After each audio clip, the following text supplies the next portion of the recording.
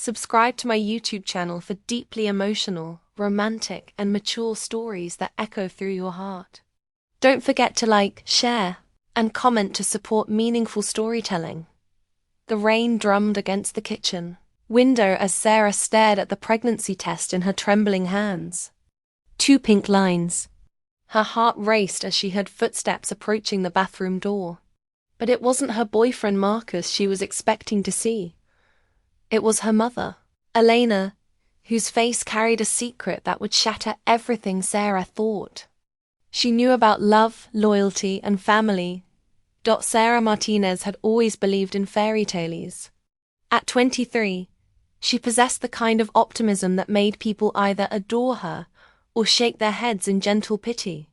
Her dark eyes sparkled with dreams of a future filled with love, marriage, and the kind of happiness she'd seen in movies. She worked as a part-time librarian while finishing her degree in elementary education, spending her days surrounded by children's laughter and stories of happily ever after. Her mother, Elena, was 42 and stunning in a way that made strangers do double takes. Where Sarah was soft and nurturing, Elena was sharp and magnetic. After Sarah's father left when she was 12, Elena had raised her daughter alone, working multiple jobs to keep them afloat. The two women had become more than mother and daughter. They were best friends, confidants, and each other's strongest supporters. Or so Sarah had believed. Marcus Rivera entered their lives like a warm summer breeze. 25 years old, with gentle brown eyes and calloused hands from his work in construction. He had a way of making Sarah feel like she was the only woman in the world. They'd met at a coffee shop 6 months ago, where he'd been reading a book about sustainable architecture while she graded papers at the next table. Their conversation had flowed as naturally as breathing, and Sarah had fallen for his quiet intelligence and genuine kindness. Elena had liked Marcus immediately, or at least that's what she told Sarah. She'd welcomed him into their small apartment with homemade dinners and motherly concern about whether he was eating enough. Sarah had felt grateful for her mother's approval, never noticing the way Elena's eyes lingered on Marcus a moment too long, or how she found excuses to touch his arm when she laughed at his jokes. The first crack in Sarah's perfect world appeared on a Tuesday evening in early spring. She'd come home from work to find Marcus and Elena sitting closer than usual on the couch, their conversation stopping abruptly when she entered the room. Something electric seemed to hang in the air between them, but Sarah dismissed it as her imagination. After all, she trusted them both completely. "How was your day, sweetheart?" Elena asked, her voice carrying a strange note that Sarah couldn't quite identify. "Fine," Sarah replied, setting down her bag and moving to kiss Marcus hello. As she leaned in, she caught a whiff of her mother's perfume clinging to his shirt. The scent was faint but unmistakable, Elena's signature fragrance that she'd worn for years. "Your mom was telling me about the new yoga class she's taking," Marcus said, his eyes not quite meeting Sarah's. "She's been showing me some of the stretches." Sarah looked between them, sensing an undercurrent she couldn't name.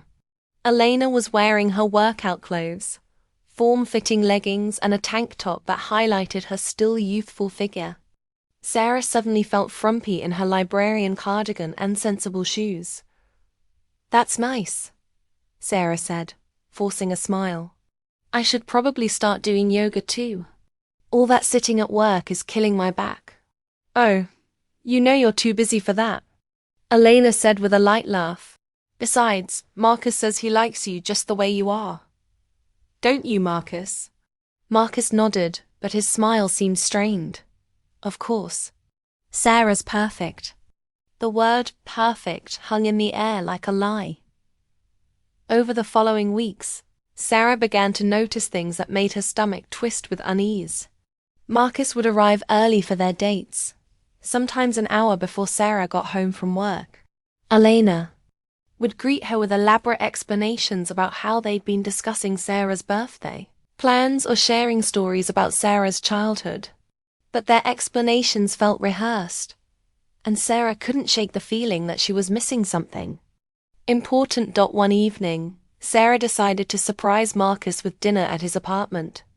She'd been working late at the library, helping a struggling student with a research project, when she realized she could still make it to the grocery store before it closed. She wanted to cook for him, to show him how much she appreciated his patience with her busy schedule. Marcus lived in a modest apartment above a bakery, and Sarah had her own key. She climbed the narrow stairs, her arms full of groceries, already imagining his surprise when he found her in his kitchen. But as she reached for the door handle, she heard voices inside Marcus's voice, and another that made her blood run cold.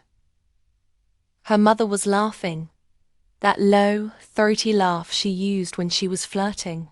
Sarah had heard it countless times over. The years, directed at various men who had briefly captured Elena's attention. But she'd never heard it directed at Marcus.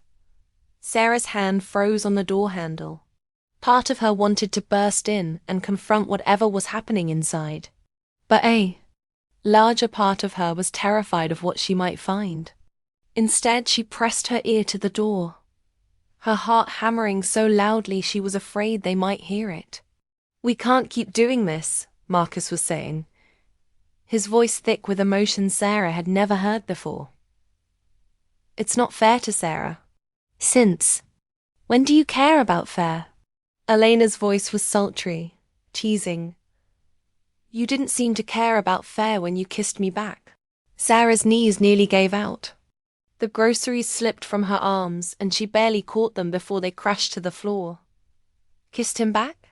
When had her mother kissed Marcus? "That was a mistake," Marcus said, but his voice lacked conviction. "I love Sarah." "Do you?" Eleanor's laugh was like broken glass. "Or do you love the idea of her? Sweet little Sarah with her books and her dreams and her complete inability to see what's right in front of her face. Don't talk about her like that. Oh, please. You know, as well as I do that she's just a child playing dress-up. She has no idea what real passion feels like, what real desire is." Sarah pressed her back against the wall, tears streaming down her face. She wanted to run, to pretend she'd never heard any of this, but her feet seemed rooted to the spot. "You're her mother," Marcus said, and Sarah could hear the conflict in his voice. "This is wrong." "I'm a woman first," Elena replied. "And you're a man who knows what he wants. Stop pretending otherwise." The silence that followed was deafening. Sarah closed her eyes, praying that Marcus would tell her mother to leave, that he would choose her, choose their relationship, choose what was right. Instead, she heard footsteps moving across the apartment, the soft sound of whispered words. She couldn't make out, and then a silence that spoke volumes. Sarah turned and ran. She drove around the city for hours, her mind reeling with the implications of what she'd heard. How long had this been going on? How many times had Marcus and Elena been together while Sarah was at work or school? How many conversations had they shared? How many moments of intimacy had they stolen while Sarah remained obliviously in love? When she finally returned home, it was nearly midnight. Elena was waiting in the living room, wearing a silk robe that highlighted her curves, her hair tousled in a way that made Sarah's stomach churn. "There you are," Elena said, her voice artificially bright. "I was starting to worry. Marcus called looking for you." "I'm sure he did," Sarah said, her voice barely above a whisper. Elena's eyes narrowed. "Are you feeling all right? You look pale." Sarah stared at her mother, really looked at her for the first time in months. Elena was beautiful, there was no denying that. But there was something predatory in her gaze. Something that had always been there, but that Sarah had chosen not to see. "I'm fine," Sarah lied. "Just tired." "Well, you should get some rest." You have that presentation tomorrow for your education class. Elena's concern felt like a performance. I know how important your grades are to you. The casual mention of Sarah's academic responsibilities felt like a slap. While Sarah was working toward her future, planning a life with Marcus, her mother had been seducing the man she loved. Sarah went to bed that night but didn't sleep.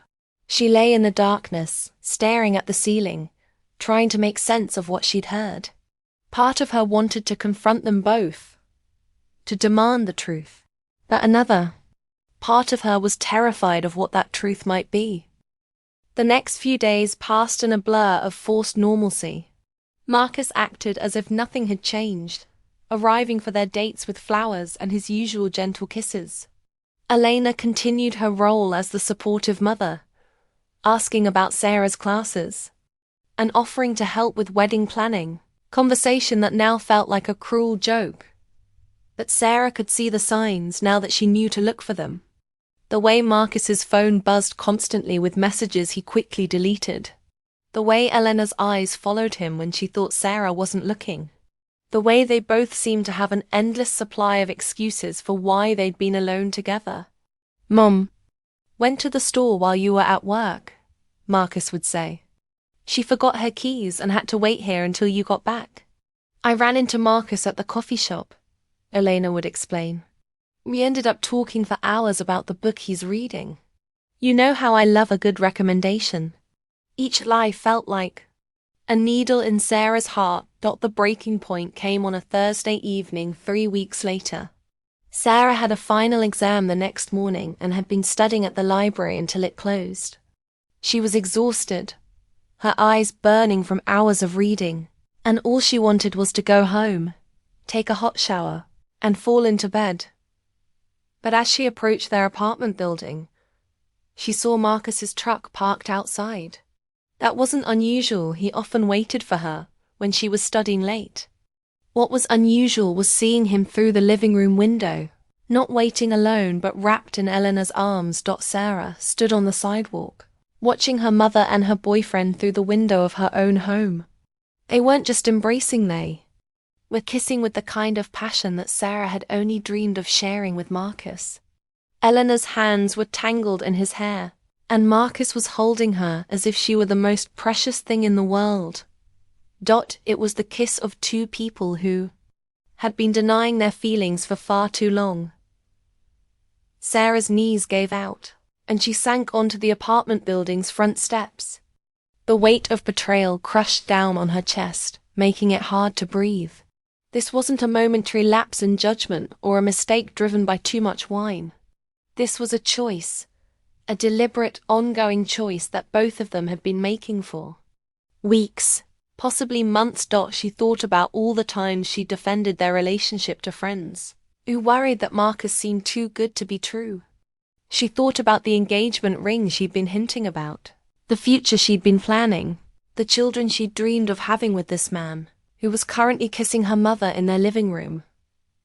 Sarah pulled out her phone and called her best friend Maya, who lived across town. Sarah, it's almost 11. Are you okay? Can I come over? Sarah's voice was barely a whisper. Of course. Are you crying? What happened? I'll explain when I get there. Sarah stood up, took one last look at the window where Marcus and Elena were still embracing, and walked to her car. She drove to Maya's apartment in a daze, her mind struggling to process the magnitude of what she'd witnessed. Maya lived in a small studio above a vintage bookstore, and she met Sarah at the door in her pajamas, her face creased with concern. "Oh, honey," Maya said, pulling Sarah into a hug. "What happened?" Sarah collapsed onto Maya's couch and told her everything: the overheard conversation, the weeks of lies, and finally, the scene she'd just witnessed. Maya listened without interruption, her expression growing darker with each revelation. "That absolute witch," Maya said when Sarah finished. "I never liked your mother, but this ... this is unforgivable." "She's still my mother," Sarah said weakly, though the words tasted like ash in her mouth. No, she's not. A mother doesn't do this to her daughter. A mother protects her daughter's heart. She doesn't break it. Sarah spent the night at Maya's apartment, crying until she had no tears left. She called in sick to work the next day, unable to face the world when her own had crumbled so completely. "What are you going to do?" Maya asked over coffee the next morning. "I don't know," Sarah admitted. "I can't go back to that apartment. I can't face either of them. You have to confront them. You can't let them get away with this." Sarah knew Maya was right, but the thought of facing Marcus and Elena together made her feel sick.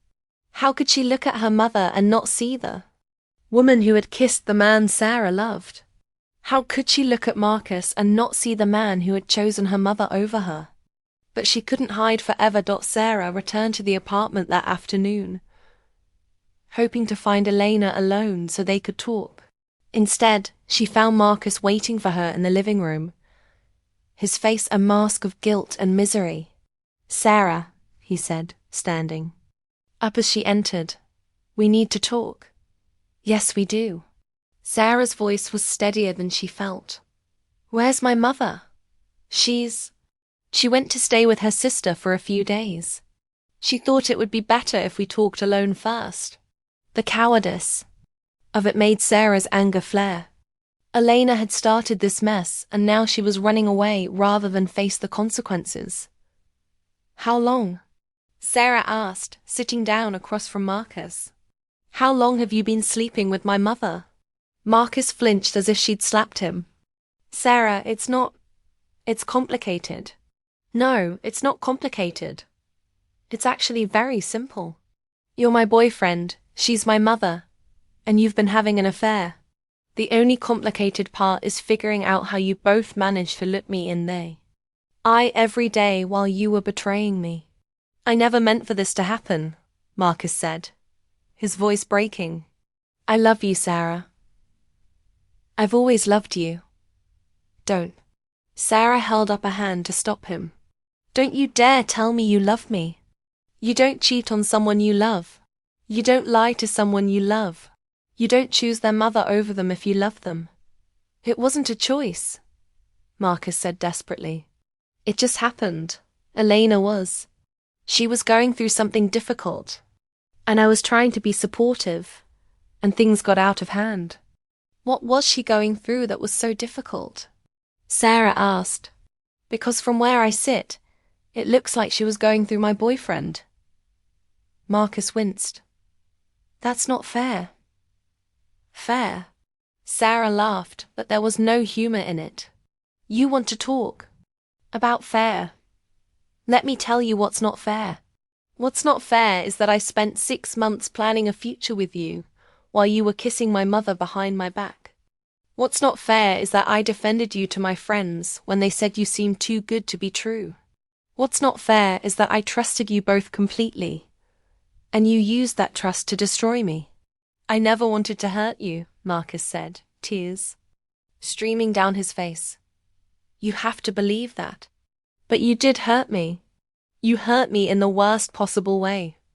And the fact that you didn't want to doesn't make it better. It makes it worse, because it means you knew what you were doing was wrong. And you did it anyway." Sarah stood up, suddenly unable to bear sitting across from him any longer. "I want you to leave. I want you to pack up anything you have here and leave. And I don't want to see you again. Sarah, please. Can't we try to work through this? Can't we try to fix what we had? Fix what we had?" Sarah stared at him in disbelief. "Marcus, there's nothing left to fix. You didn't just cheat on me, you cheated on me with my mother. You didn't just lie to me. You made me an accomplice to my own humiliation by letting me welcome you into our home, by letting me plan a future with you while you were planning to betray me." "I know I messed up," Marcus said, standing up and reaching for her. "But we can get past this. We can." "No." Sarah stepped back, away from his outstretched hand. "We can't. Because every time I look at you, I'll see her. Every time you touch me, I'll wonder if you're thinking about her. Every time you say you love me, I'll remember that you said the same thing to her. Marcus's face crumpled. So that's it. 6 months together, and you're just going to throw it all away? I'm not throwing anything away, Sarah said quietly. You already did that. You threw it away the first time you kissed my mother. You threw it away every time you lied to me. You threw it away when you chose her over me. I didn't choose her over you, Marcus protested. It wasn't like that. Then what was it like? Sarah asked. Because from where I stand, it looks like you chose to be with her, instead of being faithful to me. It looks like you chose to lie to me, instead of being honest with me. It looks like you chose to break my heart instead of protecting it. Marcus had no answer for that. Sarah watched him pack his things. Each item he took a small piece of their relationship disappearing forever. The book he'd been reading the night they met. The sweater she'd bought him for Christmas. The coffee mug he always used when he stayed overnight. When he was finished, he stood in the doorway, looking back at her with eyes full of regret. I'm sorry, he said. I'm so sorry, Sarah. I know that doesn't fix anything, but I need you to know that I'm sorry. I know you are, Sarah said. But sorry doesn't change what happened. Sorry doesn't take back the lies. Sorry doesn't make me trust you again. After Marcus left, Sarah sat alone in the apartment she'd shared with her mother for most of her life. The silence was deafening, broken only by the ticking of the kitchen clock and the distant sound of traffic outside. She looked around at the photos on the walls, pictures of her and Elena through the years, from Sarah's childhood through her college graduation. In every picture, they were smiling, their arms around each other, looking like the perfect mother-daughter team. Sarah got up and began taking down the photos, one by one. She couldn't bear to look at them anymore, couldn't bear to see the illusion of the relationship she'd thought they had. Her phone buzzed with a text message from Elena. I'm sorry, Mia. I know you're hurt, but we need to talk. I can explain everything. Sarah stared at the message for a long moment, then deleted it without responding. Some things couldn't be explained away. Some betrayals were too deep to be healed with words. Over the next few days, Sarah began the painful process of rebuilding her life. She found a small apartment across town, far enough away that she wouldn't accidentally run into Marcus or Elena.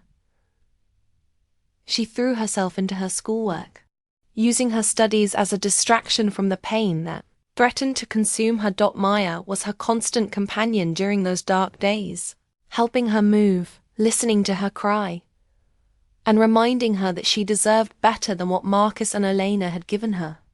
You're going to get through this, Maya said one evening as they sat in Sarah's new apartment, eating takeout Chinese food and watching romantic comedies. You're stronger than you know. I don't feel strong, Sarah admitted. I feel broken. That's normal, Maya said. They didn't just break your heart, they broke your ability to trust. But you'll rebuild it. And when you do, you'll be more careful about who you give it to. Sarah wanted to believe her friend, but she couldn't imagine ever trusting anyone again. How could she, when the two people she trusted most in the world had betrayed her so completely? Elena called and texted repeatedly, begging Sarah to listen to her side of the story. Sarah ignored every attempt at contact, unable to face the woman who had given birth to her and raised her, and then stabbed her in the back. Marcus tried to reach out too, sending flowers and letters that Sarah threw away without reading. She changed her phone number and blocked him on social media, determined to cut all ties with the man who had made her question everything she thought she knew about love. 3 months after the betrayal, Sarah was walking through the grocery store. When she saw them, Marcus and Elena were in the produce section, standing close together while examining apples. Elena was laughing at something Marcus had said, and he was looking at her with the kind of adoration that Sarah had thought was reserved for her. They looked happy. They looked like a couple. Sarah stood frozen in the cereal aisle, watching the two people who had destroyed her world going about their daily lives as if nothing had happened. They'd moved on, clearly, while she was still struggling to get through each day without falling apart. Elena looked up and saw her, and for a moment their eyes met across the store.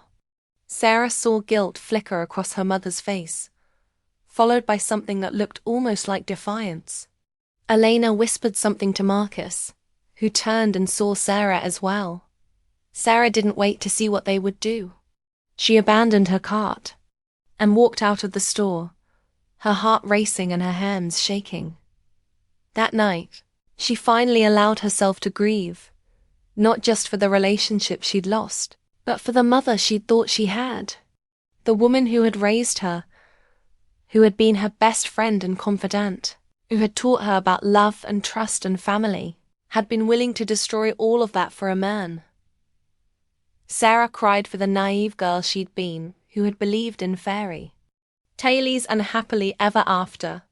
She cried for the future she'd planned, the wedding she'd dreamed of, the children she'd imagined having with Marcus. She cried for the family she'd lost, the trust that had been shattered, the innocence that could never be reclaimed. But as the tears dried, Sarah felt something she hadn't experienced in months. Relief. The weight of pretending to be okay.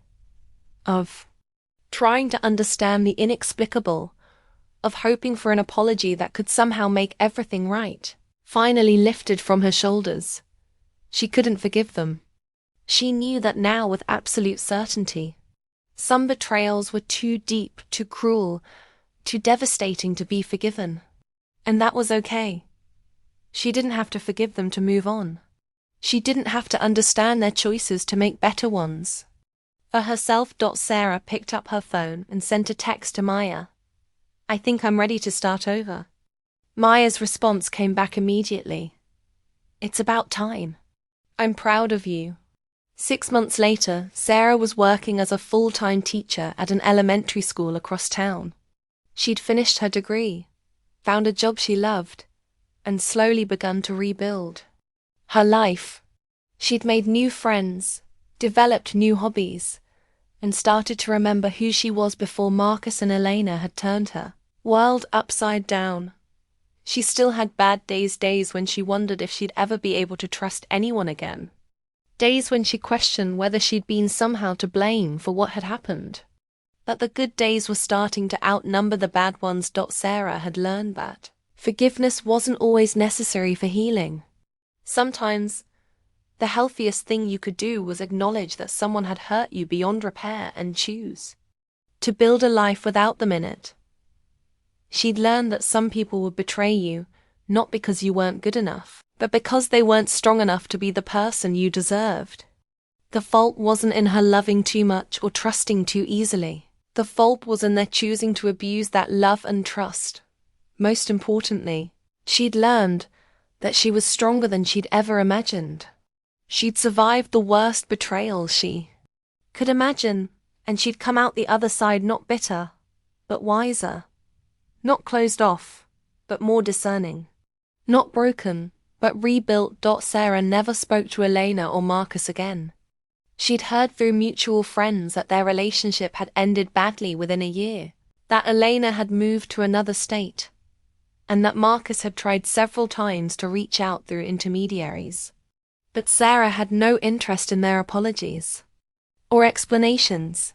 She'd moved on to a life that was smaller, perhaps, but infinitely more honest.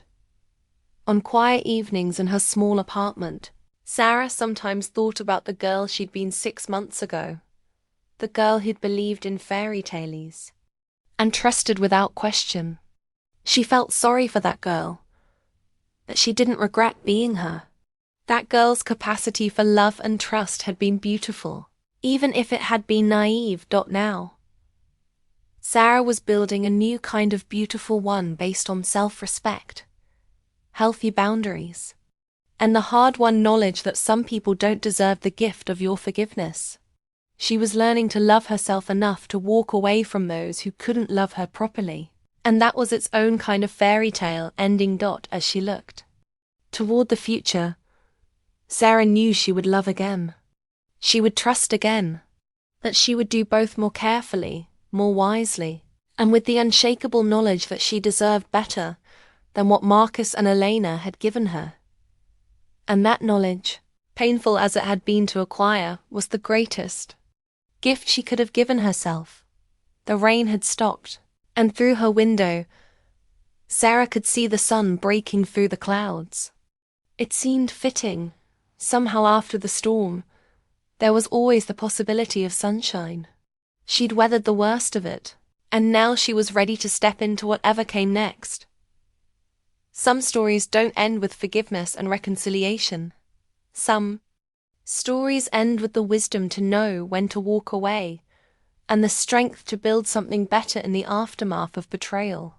Sarah's story was one of those, not a fairy tale, but something more valuable. Testament to the power of choosing yourself when no one else will.